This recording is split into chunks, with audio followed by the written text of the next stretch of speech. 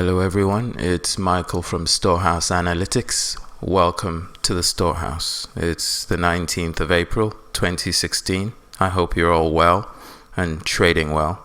Thank you for being here. First off, I'd like to thank all of you who've subscribed to the channel. Thank you for helping us grow it. Thank you for getting the information out there on your Facebook groups, your Twitter groups, and your Google Plus groups and any other groups there that you shared the videos with. It's much appreciated. Thank you also for your feedback. As you can see, we're responding and making tweaks to the videos to improve them. Thank you all to all of you. Okay, let's start off as we always do with the risk disclaimer you all know and love. Remember that trading is risky. Don't trade with money you can't afford to lose. You keep your profits as well as your losses. This is purely for educational purposes. It's not a recommendation to buy or sell any pair or market out there. Okay, now that we have that out of the way, please pause the video at any point and read the disclaimer. Let's go on to why we're all here. So I have a few things to discuss with you. It's the beginning of the week. We're going to go through some setups that have happened, some trades that have happened, and some potential opportunities.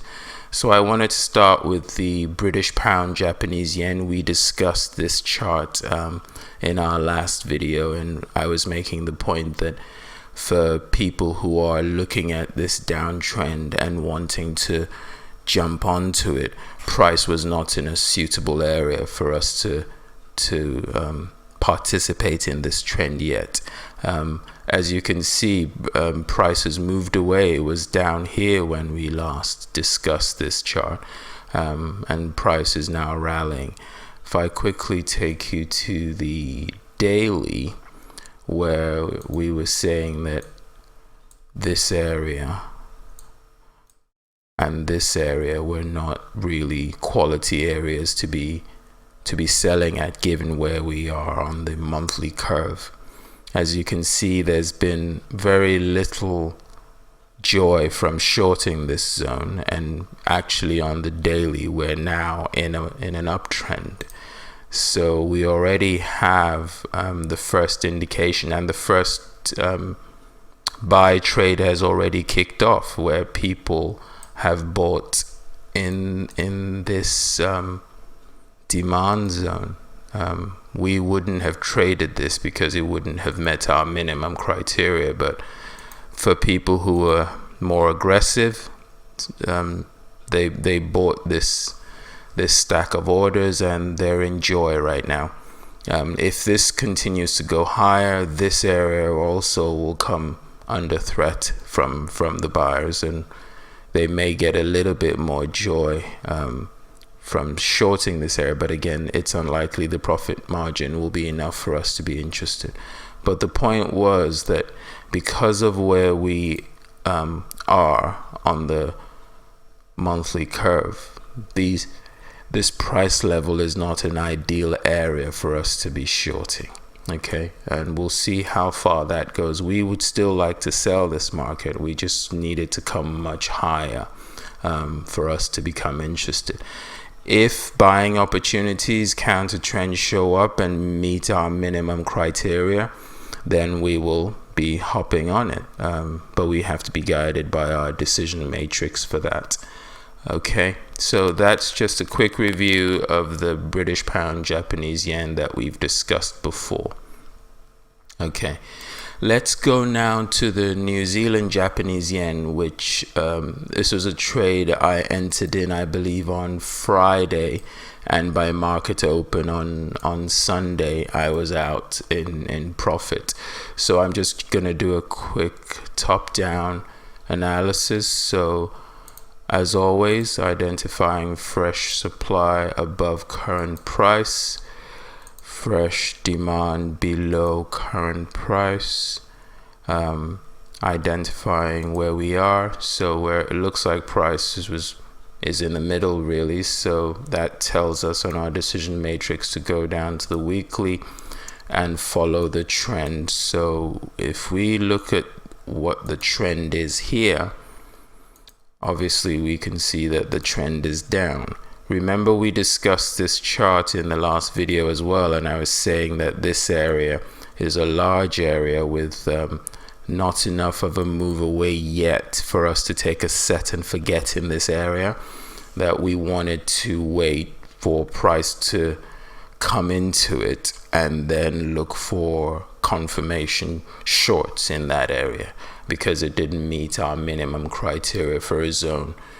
Downtrend, price into supply.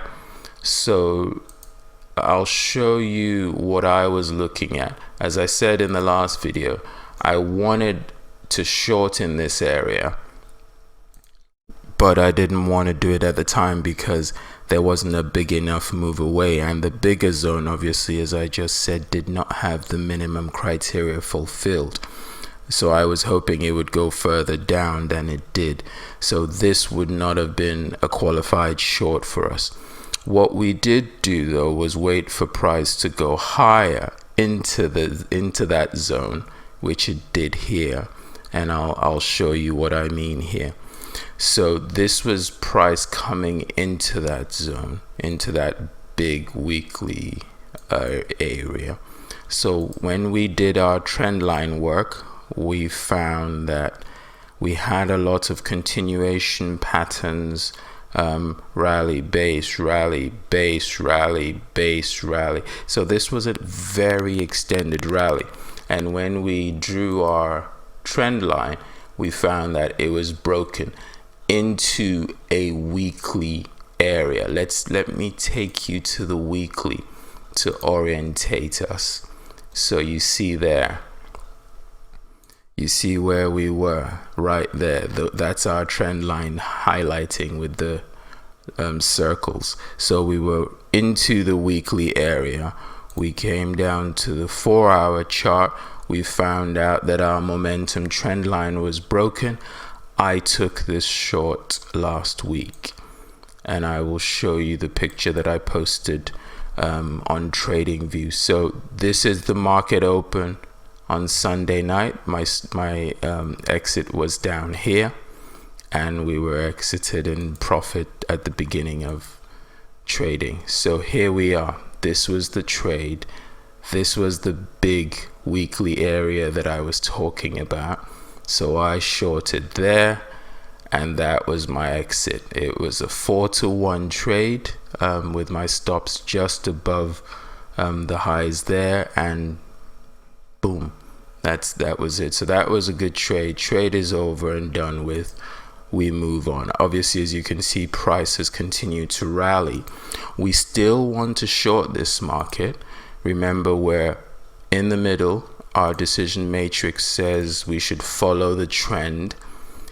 If I take you back to a bigger view now, look at this, and I'll leave you with this on the New Zealand Japanese yen. I'll leave you with this little opportunity potentially coming up. So we have a supply zone here because it's responsible for the removal of this momentum trend line. So here is an opportunity that we're looking at, waiting for price to get to short and join the actual bigger move on the monthly, and possibly hold it for a much bigger move to closer down here. So we're right here on the monthly. If we get that entry that we're looking for just a little bit higher, it will be for a longer term hold, possibly to around here for the first target, using the monthly, or at least for the second or third target. We will we'll assess the daily for targets once we are into the trade. First targets looks like first targets will be down here somewhere if we continue moving up like this. Okay, so that's a potential trade setting up on the New Zealand Japanese yen for a longer term short. So I hope you all look at it and assess it for yourselves and see if you're interested in it. I'm obviously watching this pair. Okay, So let's move on to another trade, again, that I posted on TradingView. I'll show you the post, and I titled it, "Would You Dare?" So this was posted well before the markets opened, and this was my analysis of it, and I'll take you through that now on the chart. So this is the picture before Sunday's open, and I'll take you through it now. So this was my assessment of it. Monthly is in a downtrend. Higher highs, higher lows, demand levels being removed, supply levels being created. So as always, the current curve, supply demand range, supply fresh, supply above current price, and price was into this big monthly demand zone, rally, base, rally, continuation pattern, and we were saying this is not a very good area to be shorting into. Yes, prices moved a lot, and it looked like at the time it was going to continue going right through, but still our decision matrix would not allow us to join any shorts in this yellow box, because price and the charts showed us that when the price was last here, there was a big rally, so we would not be allowed to join the shorts in here. What we could do was either stand aside or look for buying opportunities if they presented themselves. So we went down to our weekly. Obviously this is our trend chart, and we would expect the trend to be down anyway, so this didn't provide us with any information that we didn't know regarding trend. But what I noticed was that price was now also not only in a big monthly area, it was now sitting at a big weekly demand zone. Look at the rally away from this zone. 1, 2, 3, 4, 5, 6 weeks of just going straight up. This is the first time back. Is this really an area where you want to be shorting into? Not me anyways. And that was the trend line that was on the weekly. So the trend was still down, but like I always say, this trend is not your friend, at least not right now. So we were looking for buying opportunities here. And then when I went down to my daily, and I'll blow this up so we can see it clearly.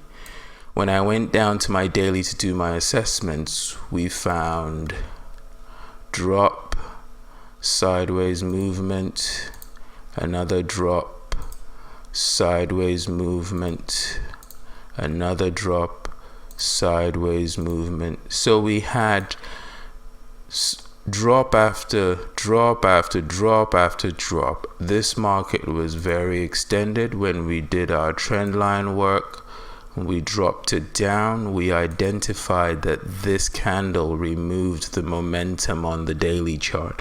So we created in that big monthly area, sitting also at that weekly demand zone, we just created a daily demand zone. That's why I placed the buy on Sunday, and this is where we are now. So I'm in this trade long. First targets are coming up. Already the trade is being managed. We're well into profit, and we're going to be looking to remove the trade shortly, because remember, it is counter trend, so there are ways of managing those as well to protect yourself. Okay, so that's the US dollar Japanese yen.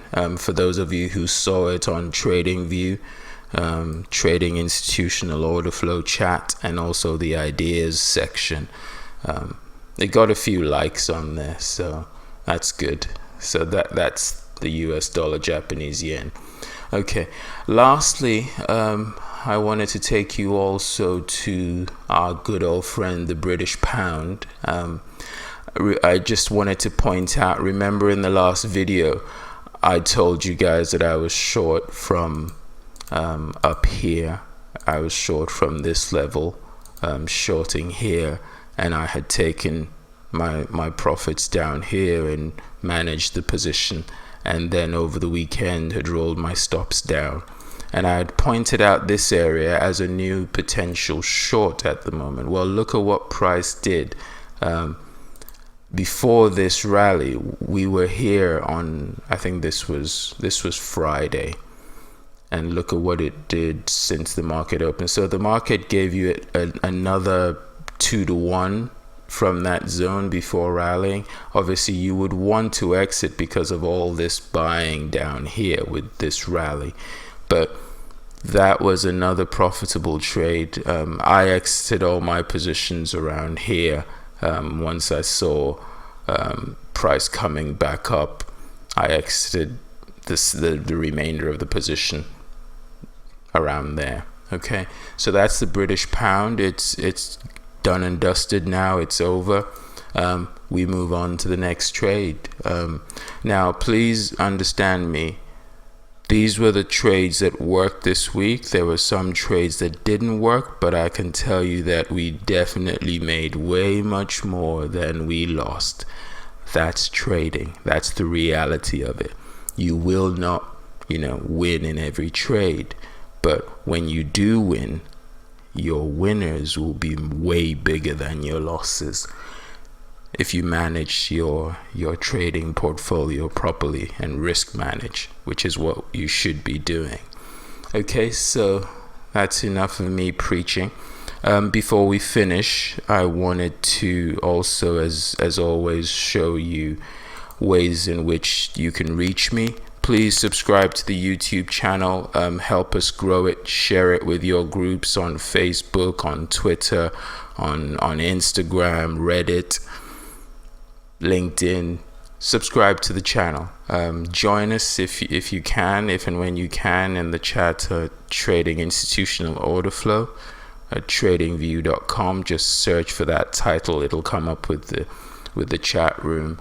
And also, if you're more of a Twitter person, I post some of my analysis on there as well as on Facebook.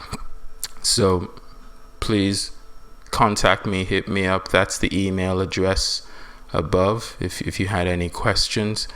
And speaking of questions, in the last couple of weeks, obviously I've been getting a lot of questions about mentoring, and I'm mentoring a couple of guys now, I think 3 guys now actually. So people have been asking me how they get onto it, and I've been doing some thinking and talking with people. It's pretty much the way I started. We're all aspiring traders, and it's hard to have that loose cash to pay thousands or hundreds of pounds to a mentor, when we actually so desperately need someone to hold our hand through this methodology and setting up our trading life. So it's based on that I thought the best way that I could think of that would help people with limited funds who needed a mentor, who needed someone to hold their hand, was to say, right, if you can pay for a mentoring session when you have some extra funds, you can pay as you go for each mentoring meeting and learn at your own pace at a rate affordable to you. I'm not going to be charging you, 500, 200 pounds, nothing like that. It's going to be affordable. Obviously I have to pay for my own time as well, but it will be at an affordable rate. And we can talk about your needs and how to structure it and all of that. So that's the offer. It's an hour session at a time minimum.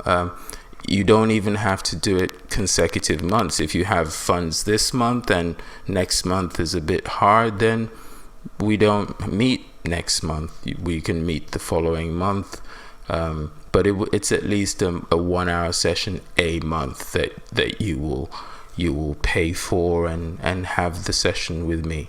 So if anyone's interested, again, those are the contact details. Email me at storehouseanalytics@gmail.com.